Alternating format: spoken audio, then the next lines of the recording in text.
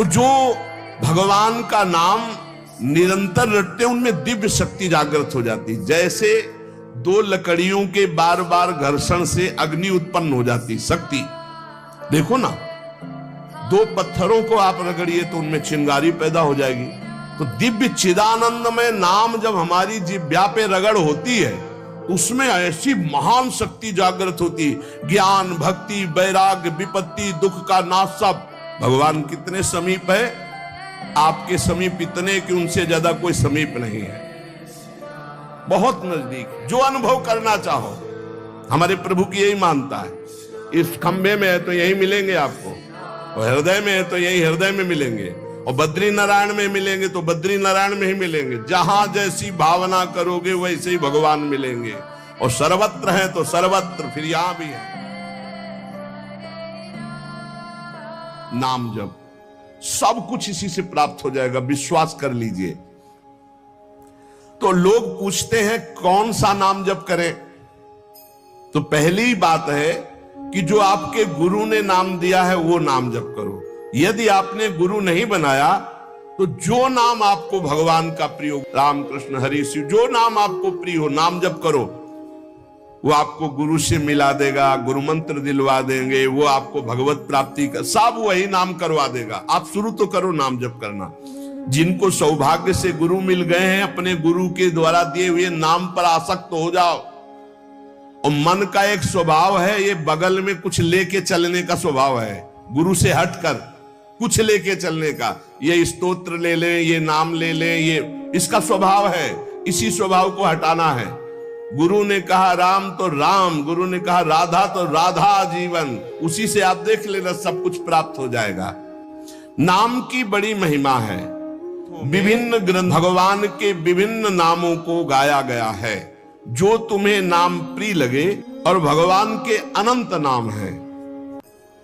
सभी भगवान के नाम समान बलशाली हैं, पर विशेषता होती गुरु प्रदत्त नाम में।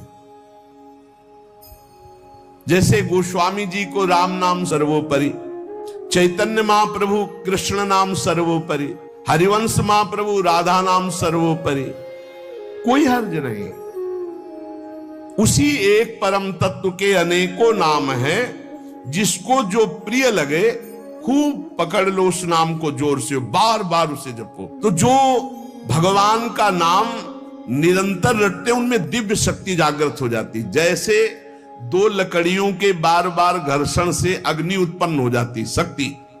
देखो ना, दो पत्थरों को आप रगड़िए तो उनमें चिंगारी पैदा हो जाएगी। तो दिव्य चिदानंदमय नाम जब हमारी जिह्वा पे रगड़ होती है तो उसमें ऐसी महान शक्ति जागृत होती। ज्ञान, भक्ति, वैराग्य, विपत्ति, दुख का नाश सब। देखो गोस्वामी जी सरल भाषा में कह रहे हैं, यदि हृदय में और जगत में भी लोक में मंगल चाहते हो तो अपनी जिह्वा रूपी देहरी पर, जो भीतर और बाहर दोनों को मंगल करेगी, नाम विराजमान कर लो। गोस्वामी जी को प्राण प्रिय है 2 अक्षर राम, ऐसे प्राण प्रिय है हमारा 2 अक्षर राधा। जिह्वा पे विराजमान कर लो, लोक परलोक सब मंगल को प्राप्त हो जाएगा। सर्वत्र भगवत दर्शन, तीसरी बात आई। पहला आया अपने इष्ट के अनन्य, दूसरा कैसे हो तो बोले निरंतर नाम जप करो, और तीसरा सर्वत्र भगवत दर्शन। ये सर्वोत्तम बात है। चाहे वो चांडाल हो, पशु हो, पक्षी हो, जड़ हो, चैतन्य हो, जहां तुम्हारी दृष्टि पड़े तो उसमें देखने की कोशिश करो, इसमें भगवान श्री हरि विराजमान है। जैसे दूर से पड़ी हुई रस्सी सांप दिखाई देती है, न सांप पहले था ना बाद में रहेगा, बीच में भास रहा है, और बीच में है रस्सी, भास रहा है सांप। ऐसे ही ये संसार पहले नहीं था, बाद में भी नहीं रहेगा, बीच में भास रहा है, और है श्री कृष्ण, है प्रभु, और भास रहा है संसार। ये झूठा भ्रम हो गया। ये स्त्री है, पुरुष है, जड़ है, चैतन्य, एकमात्र भगवान बना हुआ है, जो सब में मुझको देखता है और मुझ में सबको देखता है। वो मेरे नेत्रों से कभी ओझल नहीं होगा, मैं उसके नेत्रों से कभी ओझल नहीं होगा। और एक श्लोक आता है कि मैं किसी में प्रवेश नहीं हूं, कोई मेरे में प्रवेश नहीं। वही यहां कह रहे हैं, नहीं आधार नहीं को हरि महा। अब क्या मतलब है इसका? बोले इसका मतलब है जैसे कहा जाए बर्फ में पानी नहीं है और पानी में बर्फ नहीं है, बात कैसी रहेगी?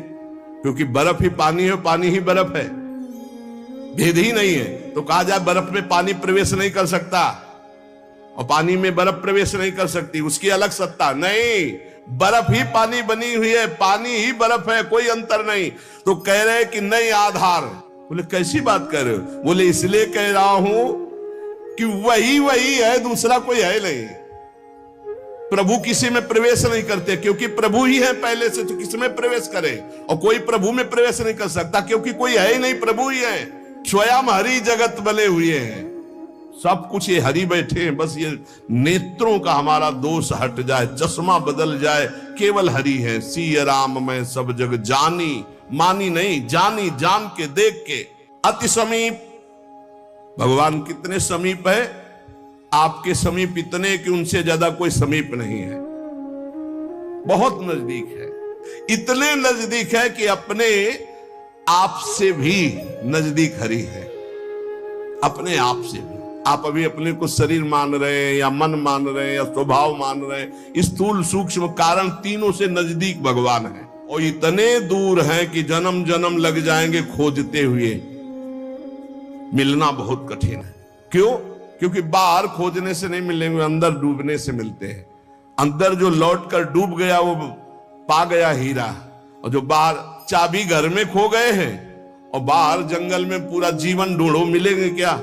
घर में लौटो, अंतर में आओ, बहिर्मुख बात छोड़ो, अंतर्मुख हो करके एक चरणदास चित्त मनंतई से अकेले अंदर घुसो। कुछ लेके नहीं जाओगे प्रेम गलियत साकरी, जितने संबंध सब ये बोझा है, नहीं ले जाओगे अंदर। अंतर्मुख अकेले होकर असंगो हम, और फिर ढूंढो तो मिल जाएगा, वही मिल जाएगा। और जब वो मिलेगा तो ढूंढने वाला नहीं रहेगा, केवल वही वो है जो अनुभव करना चाहो। हमारे प्रभु की यही मानता है, इस खंबे में है तो यही मिलेंगे आपको, और हृदय में है तो यही हृदय में मिलेंगे, और बद्री नारायण में मिलेंगे तो बद्री नारायण में ही मिलेंगे। जहां जैसी भावना करोगे वैसे ही भगवान मिलेंगे। और सर्वत्र है तो सर्वत्र फिर यहां भी है। कैसे भगवान समाये हुए हैं? जैसे दूध में घी। अब दूध में पूड़ी बनाओ, नहीं बन पाएगी। अब प्रक्रिया है, दूध को दही जमाओ, दही का मंथन करो, मक्खन निकालो, मक्खन को सिराओ, घी आ गया। ऐसे ही गुरु प्रदत्त साधना के बिना यह दृष्टि नहीं प्राप्त हो सकती। सर्वत्र श्री भगवान है। भगवान कैसे समाये हुए? पय घृत, दूध में घी के समान। जैसे अग्नि और लकड़ी, लकड़ी में कहीं अग्नि है लेकिन घर्षण करो, अरण्य मंथन उसी को तो कहते हैं। लकड़ी के घर्षण से अग्नि पैदा हो जाती। जैसे एक छोटे से बीज में पूरा वृक्ष है, उसकी डाल भी है, उसका पत्ता भी है, उसका फल भी है, लेकिन उसको जब आप भूमि पर प्रक्रिया से गाड़े, बीज अंकुरित हो, तब आपको यह अनुभव में आएगा। आनंद समुद्र भगवान ही सब रूपों में व्याप्त है। एक बार यह दृष्टि आ जाए कि सर्वत्र भगवान है, वो भव समुद्र से पार हो गया। पर इस दृष्टि में बड़ा धैर्य की जरूरत है, क्योंकि जहां आपकी दृष्टि हुई तहां माया अपना रंग शुरू कर देगी। जब देखने चलोगे ना भगवान को, तो ये द्वंद अपना आक्रमण करेंगे। कभी सुख फंसा लेगा, कभी दुख, कभी लाभ, कभी हानि, कभी मृत्यु का भयावा, कभी मान, कभी अपमान। जो इन सब में भगवान को देखता है वही निकल पाएगा। बड़ा कठिन है जब कोई अपमान करे उसमें भगवान देखे। बड़ा कठिन है जब कोई मारने आवे, कोई कहे आओ भगवान मार दे आके। ऐसा बड़ा कठिन है। कोई हमें गाली दे, हानि करे, तिरस्कार करे, हम उसमें भगवान देखें, लेकिन है भगवान। बहुत कठिन है। भगवान एक ऐसी स्थिति दे तभी होता है, नहीं तो ऐसे। अब नामदेव जी ने जब कुत्ते में भगवान को देख लिया, भूत में भगवान को देख लिया, तो एक भगवान से सख्य भाव से बात करने लगे। एक दिन कहा, विठ्ठल भगवान, पांडुरंगा, आपकी कृपा से अब मैं सब में आपको पहचान लेता हूं। भगवान ने कहा सही। बोले आप किसी भी रूप में छुपो, अब हम आपको पहचान लेंगे। भगवान मुस्कुरा दिए। थोड़ी देर में विचार आया कि मंदिर में बैठ के भजन करने से बड़ी भीड़ हो रही, लोग आ जा रहे हैं, विक्षेप पड़ता, मंदिर के पीछे चलते हैं। अभी तक विचार नहीं आया था। अब मंदिर के पीछे जाके जो भजन में लगे, कीर्तन में, सो देखा कि 10 बच्चे आ गए, कबड्डी खेलने लगे। यहां बड़ा विक्षेप, चलो नदी किनारे चलते हैं। तो नदी किनारे जाकर कीर्तन करने लगे। अभी कीर्तन शुरू ही हुआ था कि वहां बैलगाड़ी से तंबू कनात उतरने लगी, हो हल्ला शुरू हो गया। तो उनके नजदीक दूर से गए, बोले यहां हम भजन करने आए थे, यहां भी उपद्रव शुरू किया। तो उसकी पत्नी गड़ासा लेके निकली, बोले हम भोजन की व्यवस्था भगवान ने कर दी है, मिल गया है, काट के अभी हम बनाते हैं, हम सब लोग खाते हैं। नामदेव जी ने कहा यहां तो मरने वाला प्रोग्राम शुरू हो गया, ये कौन लोग है जो हमें काट के खाएंगे। गड़ासा लेके दौड़ी नामदेव जी की तरफ। पति ने कहा तुम चिंता मत करो, दूसरा गड़ासा लेके वो दौड़े। अब वो नामदेव जी ने भजन तो फिर भी हो जाएगा जो जिंदा रहेंगे, और भागे मंदिर की तरफ। और सांस, और जैसे जैसे भागते पीछे पकड़ पकड़ अब पकड़ा पर जब नगर में प्रवेश किया तो वहां देखा कि कोई ने, फिर मंदिर में गया, कहा हा भगवान ने कहा क्या हो गया। बोले प्रभु ऐसा ऐसा घटना घटी, पता नहीं किस देश के वो लोग थे कि वो कह रहे थे लाओ काट के खाते हैं, और वो दौड़ पड़ी उनकी पत्नी। फिर वही बोले पहचाने नहीं क्या। बोले प्रभु पहचानना क्या है, वहां इतना बड़ा गड़ासा ले। बोले रुक्मिणी जी वो थी और मैं था, और कौन था, और कोई दूसरा थोड़ी था। बोले अगर मैं छुपना चाहूं तो तुम मुझे पहचान। बोले प्रभु प्रभु सोई जाले जी देव जलाई जाल तुम्हें भगवान। ये कभी अहंकार न कर ले कि मैं बड़ा भगत बन चुका हूं, सब में भगवान देखता हूं। ऐसा रूप लेके आएंगे कि समझ ही नहीं पाओगे। मान अपमान, सुख दुख, निंदा स्तुति, जन्म मृत्यु, इसे समान देखने वाला जीवन मुक्त होता है। देखो ये, इस पर हमें समान होना पड़ेगा। द्वंद्व विमुक्ता, सुख दुख संगई।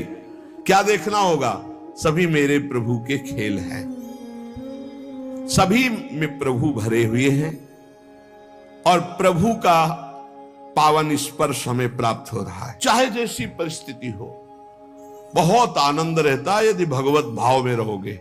जगत भाव में तो कैसे भी रहो दुख ही दुख है, भगवत भाव में बहुत आनंद।